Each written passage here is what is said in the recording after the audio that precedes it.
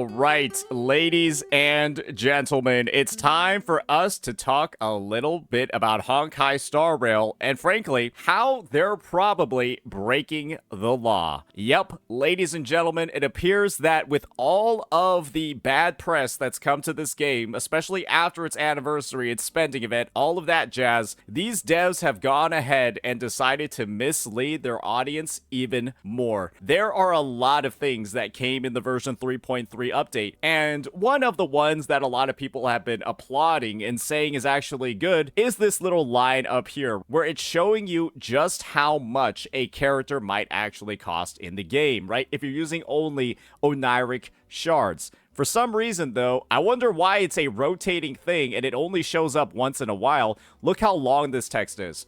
Look how long it takes for the dollar amount to show up. We've been seeing this for about like 10, 15, 20 seconds. And now they're finally getting to the price ranges. $1.98 to 475.2. Let's see how long it takes for that to come back. They are literally restricting that information. Let's see how long it takes to come back.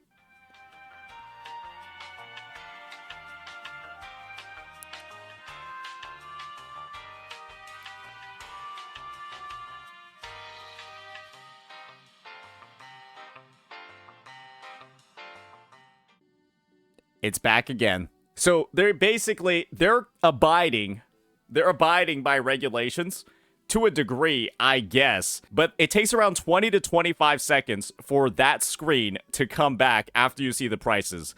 So great job on actually following those regulations over there. Now there's another thing that we need to talk about as well, and that is the amount of misinformation that these devs have actually put onto their banner system. For some reason, what you're seeing here is this warp rate that, including the guarantee, is the rate for a rate up 5-star. And so what you'll probably be thinking as you read this is that every single pull that I make, right, I have a 1.113% chance of getting the new 5-star unit. I have a 1.113 chance for getting Hyacinth, but this isn't even real. If you actually go into the view details, you'll actually find out that these numbers aren't actually even comparable to what they are in actuality. So, these are the actual rates. During the event, the base chance of obtaining a 5-star character is actually 0.6%, a little bit more than half of what they're actually advertising on here. And the consolidated chance, including the guarantee, is 1.6%. And so how consolidated chances actually work is that they take all 90 warps and they take the percentage chance of getting the character across all 90 of those warps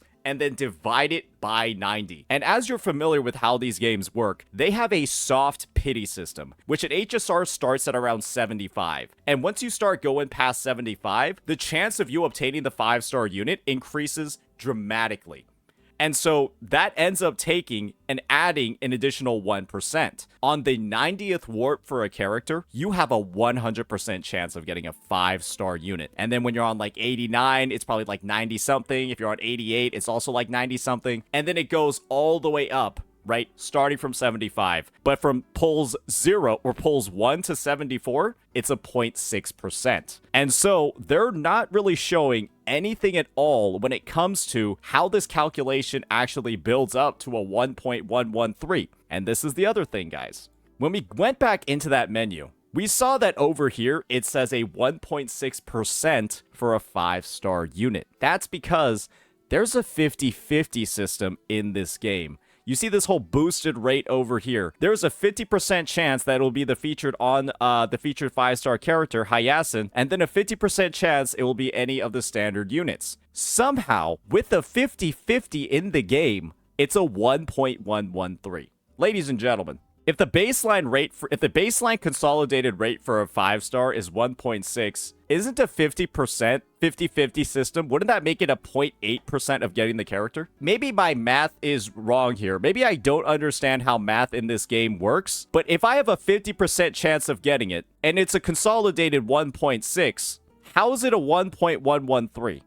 The only way that I can imagine that these devs are getting this number is if they're cooking them a lot. The consolidated chance of obtaining the featured rate-up 5-star character, including the guarantee, is 1.113. I would imagine that they're actually calculating this for 180 pulls, and factoring in that when you lose a 50-50, you have a 100% chance of gaining the character afterwards. But I don't see the number 180 anywhere on here. This is potentially some of the most misleading stuff you could possibly put in the game. This number, if you're not on a 50-50, it should be showing a 0.8% chance for the character. And it should also say that it's consolidated as well. There's no word consolidated in here. It's not showing you a 180 pull guarantee. And they use the terminology including guarantee even in the baseline. You can see over here, the consolidated chance, including the guarantee, is 1.6.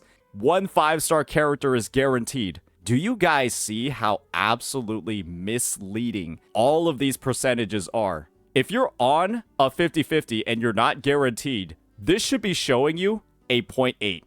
And if you are on a 50-50, you've already lost one, then it should be telling you that it's a 1.6. But showing this consolidated number to artificially inflate the rate and basically disregard a 50-50 and imply that you're going to spend 180 pulls when the only number that they've shown is a 90 pull guarantee is absolutely crazy. It is incredibly fucking misleading. And the thing is, there are so many players that are likely perhaps potentially joining this game that are going to look at this and just assume at a baseline they have a 1.13% chance of pulling the unit. And you want to know the craziest part about all of this too? Look at what they have for the light cones. Suddenly, it's a 1.534.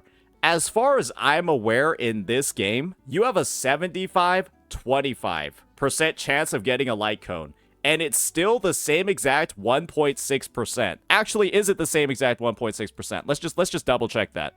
All right, it's 1.870. So let's just see over here. 1.87, 0.01870 times 0.75. Let's see what we got over here. That's a 1.4 if you're doing a 75-25. Yeah, that's a 1.4. But on here, they're showing 1.534%. This is, again, likely implying that you're going to go to 2 pities on the light cone banner, and that's the percentage that they're using. They are not calculating any of these numbers using the traditional 90 pulls on the character banner or the 80 pulls on the light cone banner for full pity. They're going up to 160 on the light cone and 180 on the character, and those are the rates that they're putting on here when the only language that they have is 90 and 80. In the view details character guide, or in the view details guide over here for the banner. Where do any of you see 180 pulls? All I see is 90 warps highlighted.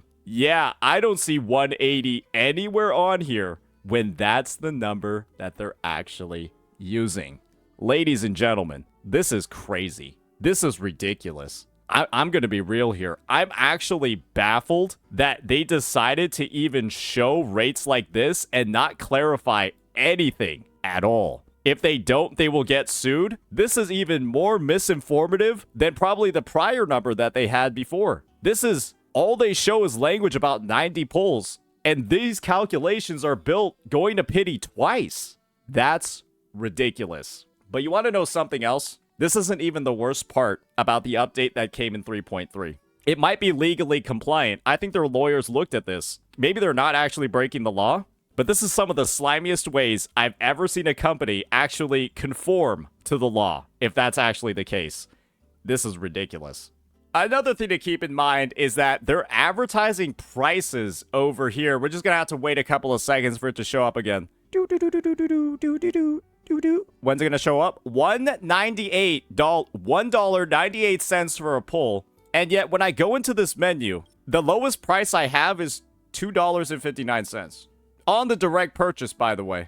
I just saw $1.98, but I can't... if I'm buying one, it's $2.59. And then even if it's a 10 pull, that's $2.19. Where is this $1.98 even coming from? I'm telling you, they're using their most expensive packs with all of the bonuses as the floor of their transactions. They are simply using all of these new regulations as a reason to just keep misleading the player base because they don't tell you anything about how these numbers are calculated. And if you actually go in and just do anything in the game, they're straight up using misleading calculations and then never showing you anything about how they're actually getting these numbers. You have to do the background work yourself to figure out how any of these numbers are even this way. And that's fucking crazy. But yeah, that's not even the worst part about all of it. Nowadays, when you don't have enough tickets for a pull, we're just going to test this out on the standard banner, right? Look at this on the standard banner. Take a look at what I have over here when it comes to my pulls. I have one standard pull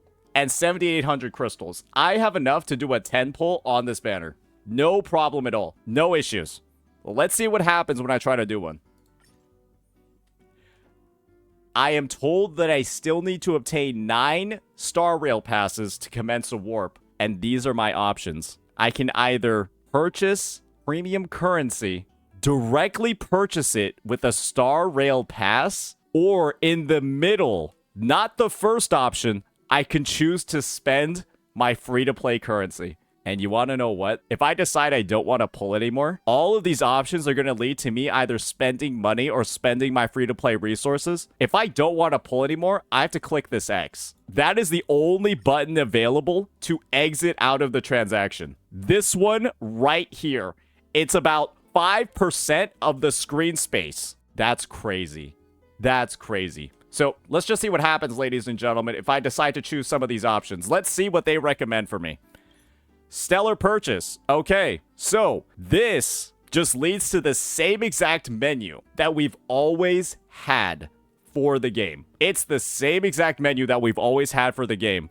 This leads to you just spending your free-to-play currency. Now let's check resource redemption. This one takes you to the after-pull currency over here. All of these little undying starlights. And then this option over here lets you directly spend money on some Star Rail passes. 1 pull for $2.59 or 10 pulls for $21.99. Seriously? They show that nice little discount over here, and this is the only button to exit out? That's ridiculous. That's fucking crazy. Why didn't they just have the same system that they had before? What was wrong with what they had before? Were they not making enough money? Or are they just trying to make it more convenient for players? I'm pretty much just thinking that this is being done so that they can advertise this new direct purchase option and try to extract even more value out from players. Ladies and gentlemen, when it even comes to a conversion to their premium pass rates, they're not even showing the lowest numbers out over here either. You're seeing over here, it's going to be $264 for a single pull. When in-game, you want to know how much it costs? $259. So now they just have passes. They just have passes in the shop that are literally worth less than direct purchasing it from the fucking game. Incredible. Incredible. There's a lot of dark patterns in gaming, as they would say. Dark patterns in monetization. And it's pretty clear that these developers have just started scraping the bottom of the barrel when it comes to this stuff. Isn't direct purchase forced by the FTC? Yeah, no. Yeah, direct purchase is something that the FTC wants. But is it something that they directly have to advertise over here? And is it also something that they have to do with the only button to exit the transaction being this small? I don't think so. And why is it that the free-to-play one that involves none of your premium currency, why is it in the middle? This is the only one that doesn't require me to spend money. And it's right in the middle. Little bit suspect, isn't it? And boy, oh boy, when you combine all the stuff that they're doing over here in this menu with the clearly bullshit rates that they're putting on over here for their 90 pity banner, but they're doing calculations for 180. Gosh, they might be conforming legally to the regulations. They might be going ahead and following the law, but this has to be the most fucked up way that I have seen a company actually skirt around the lines, find loopholes, and basically at this point, this is just straight up misinfo. This is just straight up misinfo. We know it's a 50-50. We know it's a 75-25, but you're advertising a 1.113, when in reality, it's going to be a 0.8 for half the people pulling on this banner. And it's going to be, let's just be honest here, up 1.4 for half the people pulling on this banner. And then those rates should be updated to the actual ones, 1.6, or really the 1.75, the 1.80 for here, once you lose your 50-50 and you're actually on a guarantee. But that would make the rates look too low. Yeah, players might think they're getting scammed if they only see a 0.8 over here. Ah, man.